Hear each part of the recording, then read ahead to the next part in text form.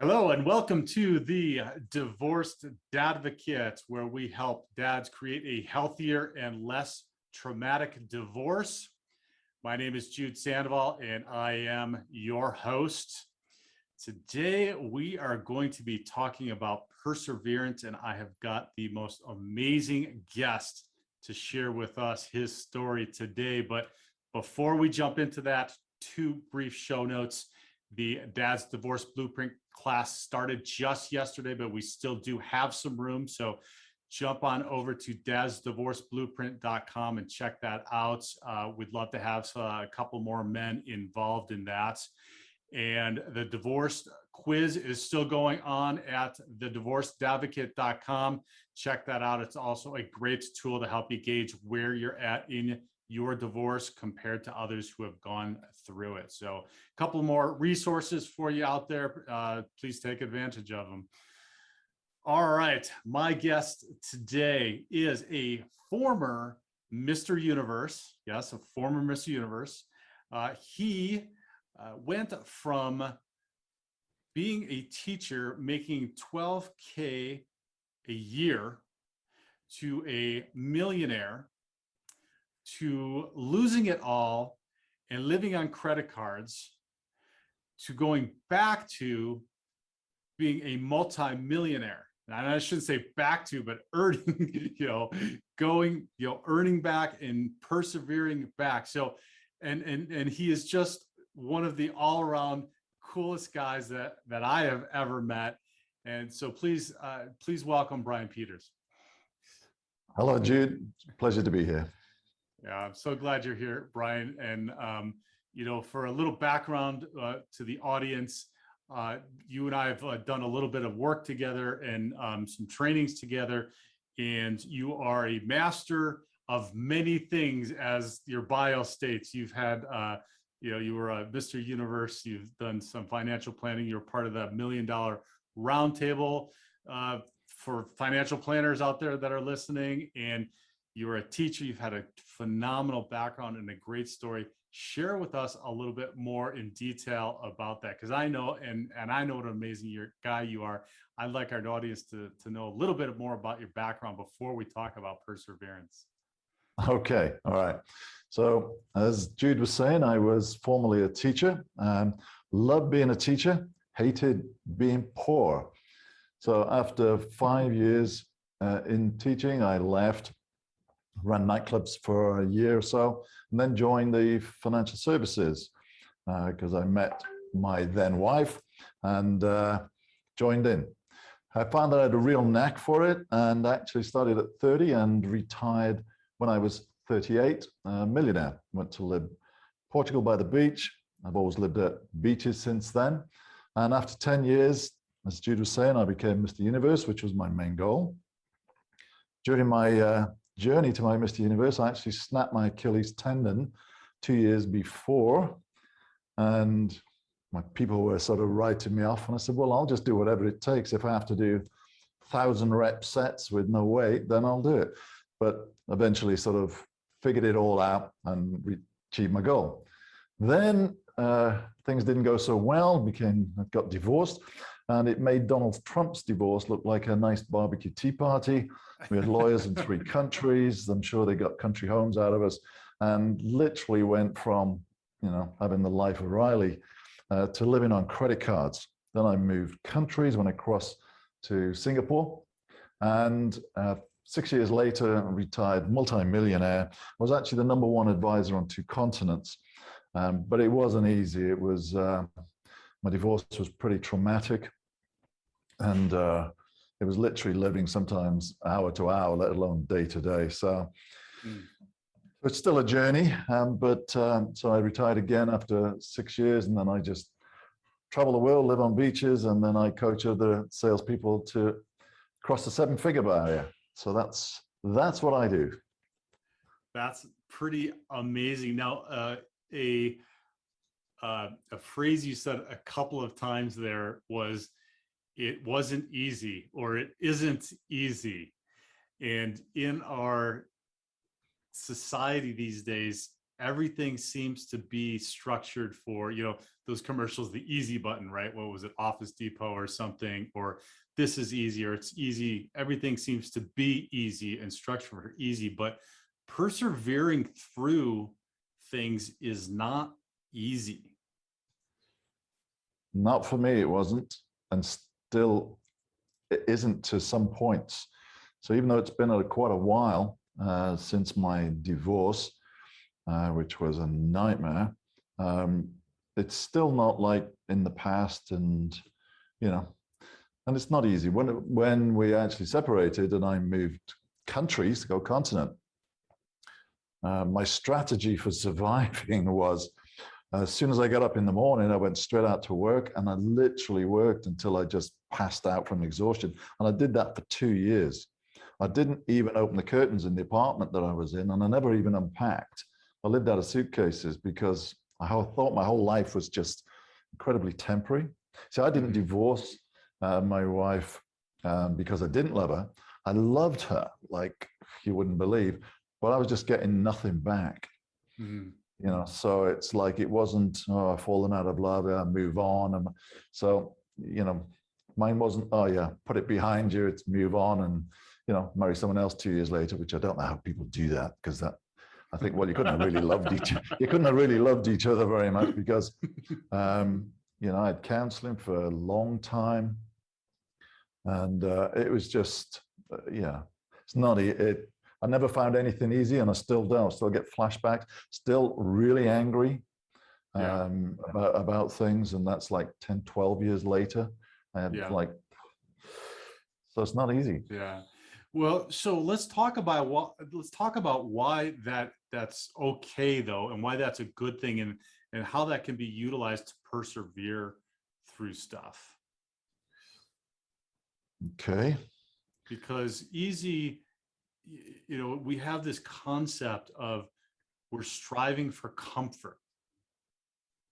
It seems like that we're continually striving for comfort, yet everything you just described to me in what you've done, including the divorces, has all been very challenging, but on the backside has all been very rewarding. I mean, the challenge to persevere through the physical and working to become a Mr. Universe, it's the pinnacle of that profession. The $1 Million Roundtable, the amount of time that you put in and effort you put into that, it's the pinnacle of that profession as well. It's not easy, but why is that good?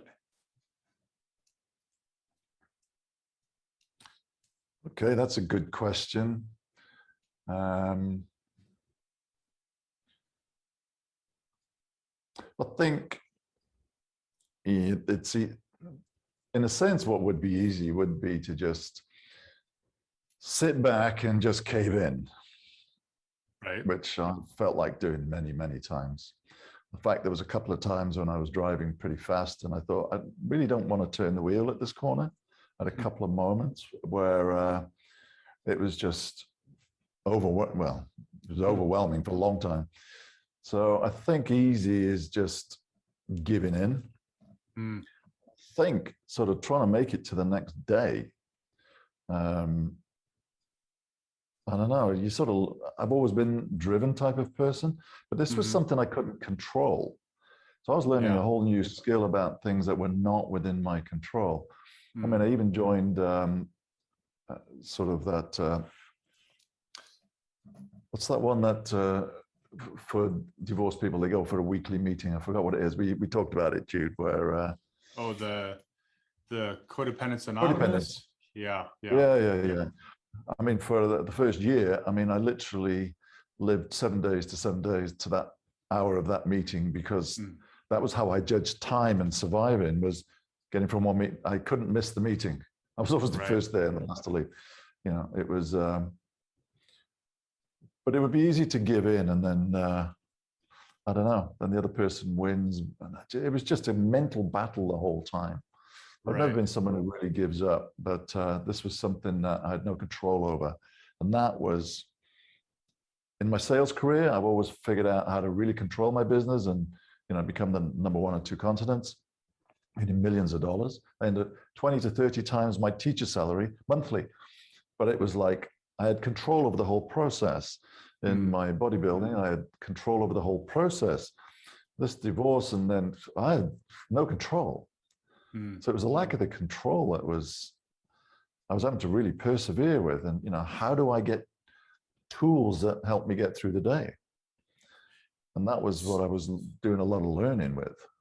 Yeah. So it's interesting. You said that there's, these feelings, these overwhelming feelings that come up when we go through these difficult, challenging times, particularly like a divorce, that make you have thoughts of like, man, that might not be worth it, right? Like you said, maybe I should just turn the wheel. So, coming from you, who has been through, so many peaks and valleys, I just want to emphasize that to the men that are listening, that we all get those thoughts, right? That we all have those feelings that come up during those down points of these challenges.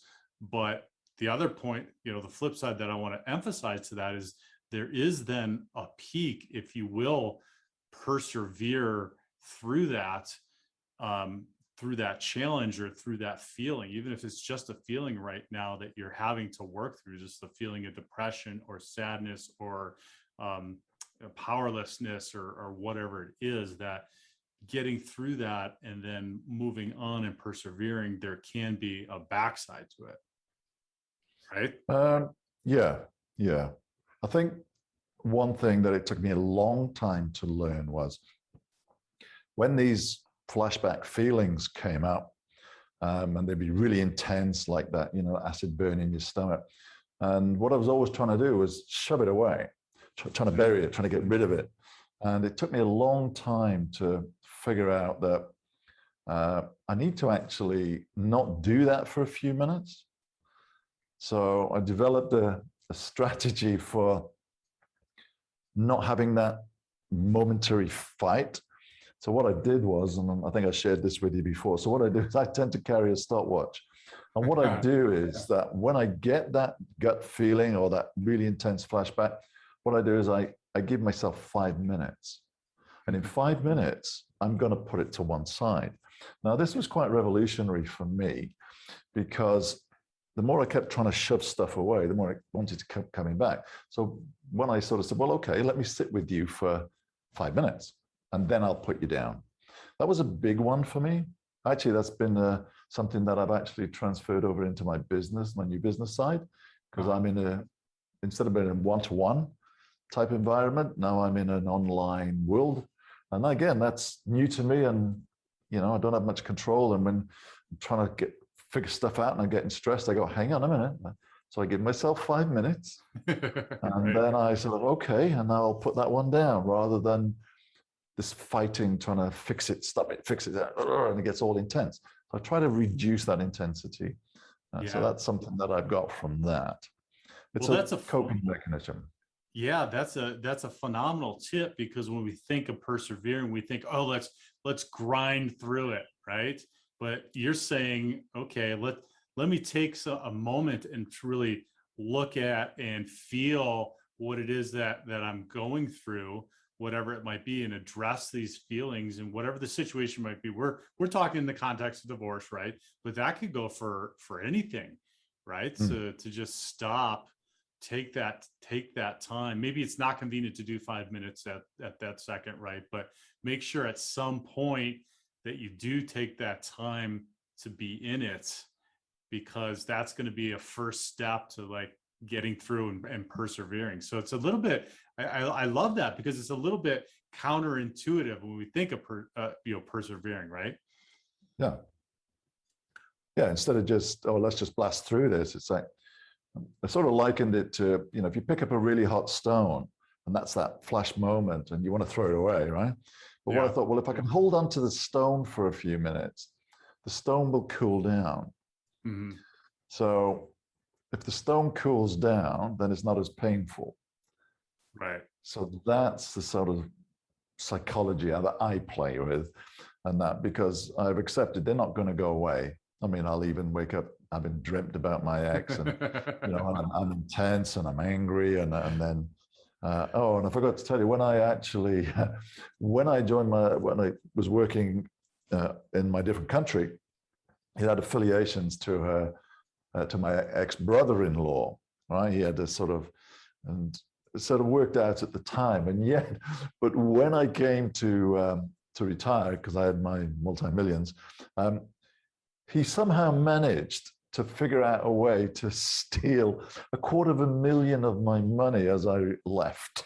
Oh. So talk about add insult to injury on top of all of that, you know. So that whole family, and I mean, just wasn't good for me. That was well, and so let me ask you this: did it take you some time to learn that technique that you just described? Because I know for me, like, I was just ignoring it. I was ignoring it. I was burying it. I was avoiding it. I was self-soothing or whatever else, just to stay away from it. And then what started happening was exactly what you described, was getting in another relationship where the same thing's happening. And these weren't just romantic relationships.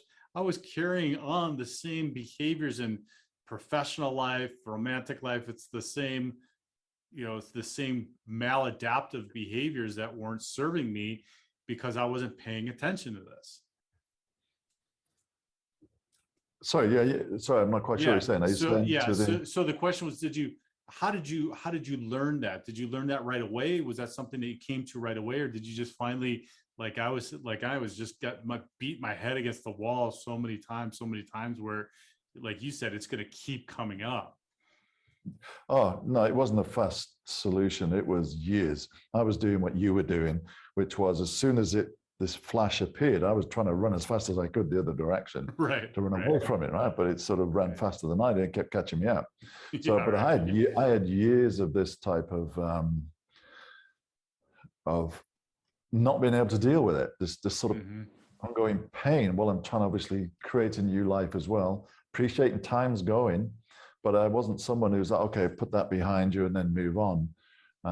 We actually were in South Africa one time when we were still married, and there was this big barbecue, and I was getting the lowdown on all the people who came, and they said, oh, that one's been married twice. This one's 3. He's been married 4 times. This one's been married 5 times. We were the only couple that hadn't actually got divorced and had a second partner.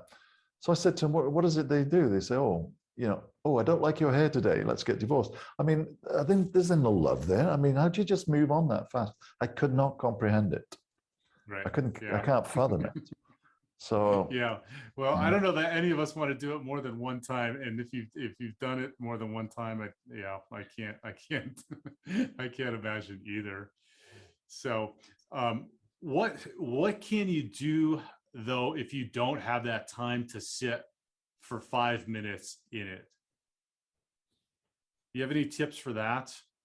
Like, sometimes it's just this stuff comes up, right? You might be in the middle of a meeting. What's a strategy around that?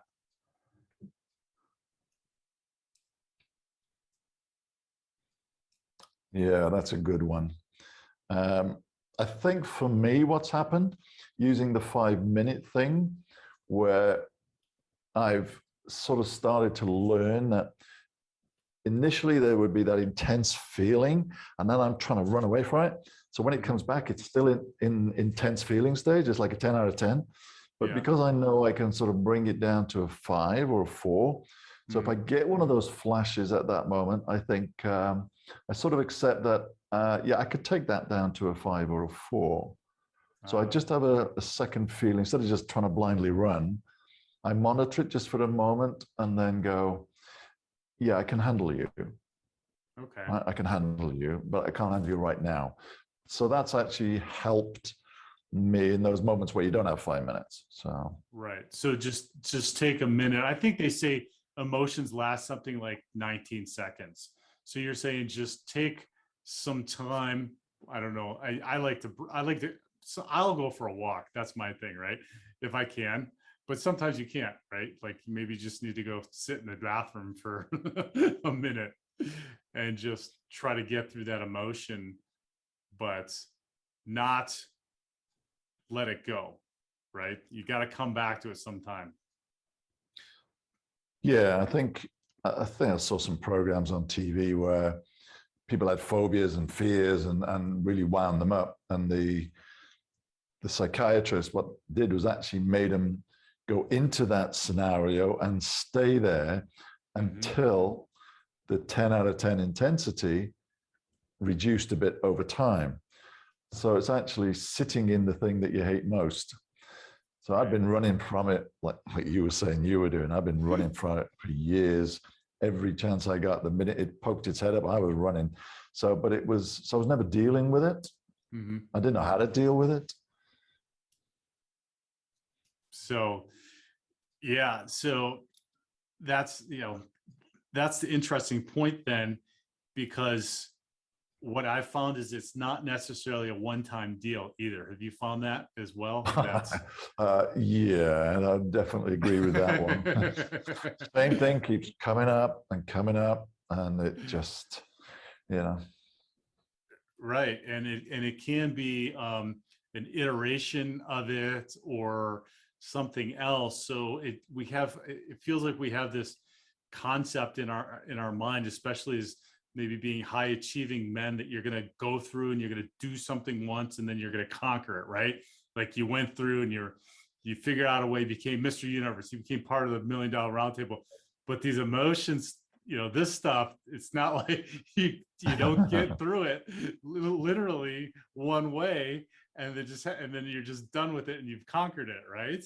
Yeah. Which is kind of irritating. Oh, yeah. And irritating is really a very good description. And it's frustrating that, you can't seem to just do what other people appear to do.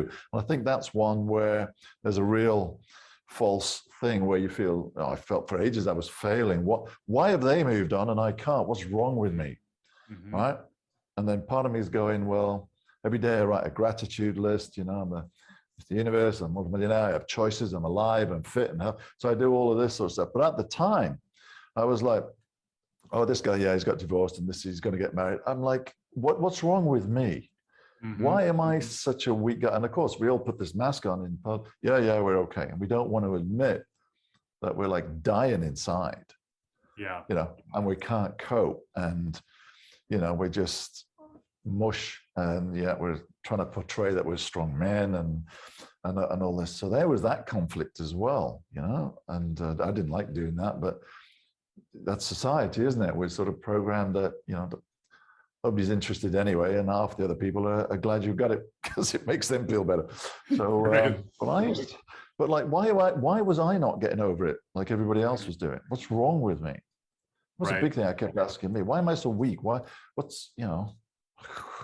That's a great point, because we don't know that. We don't know that we all go through things at our own different paces for our own different reasons, because we've had our own different backgrounds and upbringings, and we have our different triggers and all this stuff that comes up. And I know for me, you talked about the Codependents Anonymous and sitting in there. I remember sitting in the first meeting I ever had and listening to people and going, oh my gosh, I'm not crazy. There's other people that are having some of these same feelings or going through some stuff, maybe not exactly the same, but like, I'm not, it's not just me. Right. That there's others going through it. Yeah. And the big problem I had at the time was there wasn't anything like your groups, or there weren't groups there that I would have felt confident to sort of walk into. Codependents Anonymous was quite interesting. It's like, hi, I'm Brian. It's like, that's it. You're not going to know anything else about what we do and all that sort of thing. Right. But there were no groups to help. And actually, a friend of mine, funny enough, his name's Brian. He got divorced. And we used to talk about this is after the divorce. I needed to know this stuff before. So I don't know why everybody else feels who's going through it, but you don't open your laptop because there's going to be an email from your lawyer, right? And it ain't going to be good. Or there's going to be an email from your ex, but we hardly ever conversed after. at all. It was just almost nothing, but it was all lawyers. And you saw the email from the lawyer, and this pain in your gut. Mm-hmm. It was horrendous. I know I've got to open it. So it's either going to be bad news or it's going to cost me a fortune, right? And I don't want to open it. But I can't not open it because I'm going to have to. And it was just, so the emails, and then of course it's like the Chinese water torture. I didn't get an email today. Like, oh, bloody hell. Oh, so now when's it coming? Because you know it's coming, right? So and I was just, how do I deal with this? And I think I shared with you. My friend said, oh, he said, I had a friend of mine. He said, when I got the emails, he said, I just passed it on to him. He opened it and then would say to me, oh, this one's okay. This is just about, so he let someone else take the sting out of it. And I thought, I wish you'd have told me, because that would have been a real biggie for me. Like that would have been a real coping tool. But you're just on your own, and I was trying to deal with it myself, and everybody, you know, thinks you're going to handle it and you got to live up to that. And really, you just want to crash. Right. And you bring up another great point, which is having somebody, at least somebody, if not a community of people around you or supporting you that you can reach out to and talk to and share with, because we get so isolated. We're isolated in general in our society, I feel like, more so than before, but as men, we kind of get isolated too. Yeah, that's a really big point. You felt on your own, and it was like there was nobody to help lift the burden for a while, or just literally just vent in a really, really safe way, because you're feeling, well, I don't know about others, but all people that we knew and friends, they know me as very successful, and you know, to all of a sudden having this whimpering, you know, mush, sort of whining and whimpering, and I mean, I just thought that would be so embarrassing. But that was what I actually needed. I needed somebody who got it and understood it. Yeah. That I felt that I could just open up, and there was nothing. So of course, it's all inside, and right. It's just it's miserable. It's miserable. It is. You're going through one of the most painful things that you could possibly go through. You're alone, and oftentimes you don't understand all of the emotions and the feelings that are coming up, because if you were like me, you spent a lifetime repressing them and avoiding them, and it's all just really overwhelming. And so I know that I get that with a lot, you know, a lot of men that I hear from. It's just overwhelming.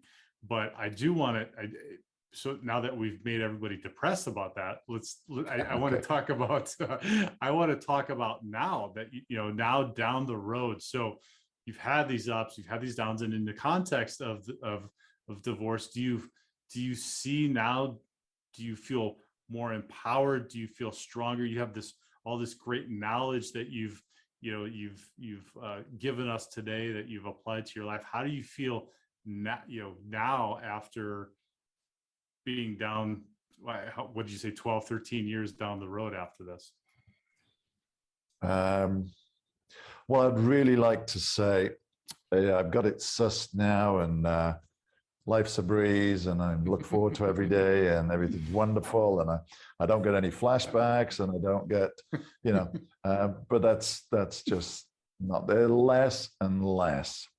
And I think what I've learned is that initial stabbing intense at that moment, what I do is I don't run from it. Yeah. Because we retired to Portugal, and I'm going back to Portugal. But it took me over 6 years before I could even think of going into the whole country, not just the bit where we live, the whole country, because it just now had gone from my whole dream of where I was living to my worst nightmare. I couldn't even set foot in the country. That's how intense it was. So it took a long time to be able to even consider going back. And, you know, the thought of driving past my house, because obviously she got the house with the pool and the gym and tennis court and the whole 9 yards sort of thing. But there'll be moments where we're watching film on TV with my partner, and it'll be somewhere like Spain, or a scene in Spain will come up. And of course, it looks just like where I used to live. And that moment is like reminder of what I lost. Right. Because there's still moments of loss as well, I've gained this, this, and this, but also, I know what I lost in my life. And instead of just trying to turn the film off or move, what I do is I sit there and just let it feel for a moment and let it die. So I've accepted that it's not going away for me. It's just what I needed was coping mechanisms. Because when it first happened and separated and I was talking to counselors, my first thing was, look, I need you to fix me, right? Fix me now, right? And well, it doesn't work like that. So look, I don't want 2 years of counselor. I want you to fix me now. Tell me what you can do. I was just, fix me. I'm broken, fix me. Right. Of course, that doesn't happen, does it? So right. So we, if we want to summarize, we could describe this and divorce is one of the greatest opportunities for us to learn persevering through something. Would you agree with that? You'll learn a lot about plowing on, because it's not like you described earlier, you've got a challenge at work or whatever it is, and you persevere, and then you complete the task and you accomplish what you want to do, and then you move on. This thing is just a never-ending, target process, and you just have to keep handling it and getting better at it. So yeah, it does make you stronger. It's not a skill I would have opted to want to learn. But I do see where there are moments where I apply it in other parts of my life. Yeah. I could have lived without those skills, honestly. But yeah, there are other areas of life where you can sort of apply it. Yeah. So I look at it a little differently than not that it's never ending, because so for me, I feel like it's something now that I was missing in my life that I needed to have in order to better my life, a skill that I needed to learn in order to better my life. And so now the fact that it's part of my life, you call it never ending, I just call it part of my life, right? That learning to deal with this, because now I see it works in my life and in my relationships with my daughters. It works in my life and my relationships with business partners and other professionals. So it's all something that, had I not gone through and persevered through the divorce and had this breaking open and having to go through this, I don't feel like I would be as strong in being able to go through that and work through those things, whether it's the teenager giving you the finger the other day, or a difficult and challenging business relationship that might be going wrong or sideways or something like that. Had I not gone through that and really learned how to persevere through it, deal with the emotions, learn then, the next step is learning to better communicate and stuff like that. Yes, that I see what you're saying now. In the past, what I've always been trying to do was fix it and it'll never come up again. It's gone and this is a fresh start, right? And none of that will ever appear in my life again because it's done. Right? And it took a long time to realize, like you were saying, it's a part of your life.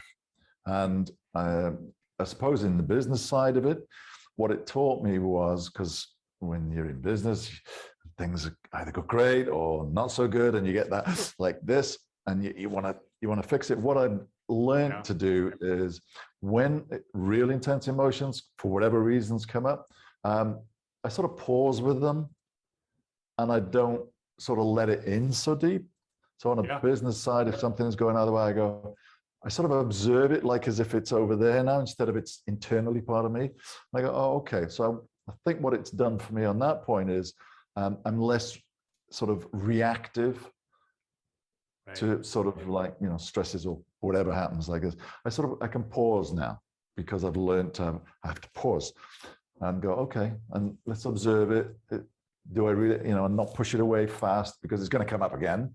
right? Yeah. Like you can't hide it. It's behind you, you can't hide it. It's kind of come around. So let's just sit with it for a moment. So I'm less disturbed emotionally. I think that's the thing that I've got from this. I sort of, if something looks really intense, I can sort of go, oh, well, hang on. Let me bring it down to a 5 or a 6 or a 7 before I accept that I want to deal with it.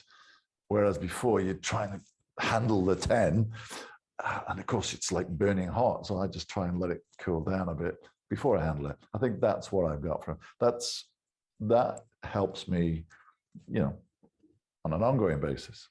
Yeah, that's just amazing. Truly, truly amazing.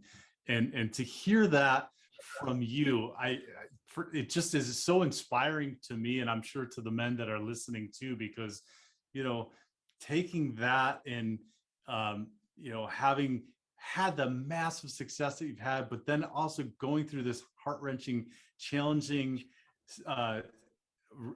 divorce, and then seeing how that actually helps you in your life. That's just an amazing, awesome thing that I just think gives people so much inspiration and hope towards the future, that even though they're going through this now, if they're going to do the things that you just mentioned, that we just talked about throughout the show, that slowly, that's the perseverance part. It's not just gritting our teeth, like we said, and just getting through it. Yeah. It's what you just described. There is a bigger, better life that opens up after that, and it permeates through all of your life. So thank you, Brian. It's just such a good message and so exciting. That's why I was so excited to have you on today, because I know your story, and I love our conversations, and we talk, and I was just so pleased to have people be able to hear and get to know you also, because it's an awesome story. So thank you. You're more than welcome, and I hope someone helps someone out there, because it's not an easy ride. Yeah, no, it is challenging, but definitely worth it. So Brian, where can, like I said, you are the master of sales psychology, among other things, but where can people connect with you and learn more about you and your business and what else you're doing? Oh, okay. Well, thank you for that. My website is brianpeters.coach, or people can email me at brian@brianpeters.coach. So website is brianpeters.coach, and my email is brian@brianpeters.coach. Brian with an I. Okay. Got it. And I will just give you a brief plug too. Brian and I have done some work together outside of this context, and he is absolutely amazing. So if you have an opportunity to check out his website, and you are a salesperson, and anybody that is in the sales arena, there is nobody better. And I've been doing sales in my other career for over 15 years, and I've met lots of salespeople, done lots of sales seminars and coaches and all like that. There's nobody like Brian to take you through the process. And that's why I call him the master of sales psychology, because he is absolutely phenomenal. So please check him out. Please support him. He's been nice enough to come and share his amazing story and his life with us today. So I'd hope that you'd support him, or turn him on to somebody else that you might know as well. So Brian, always a pleasure, my friend. Thanks for being with us today. It's a pleasure, and thanks for inviting me. And you have a great time, Jude.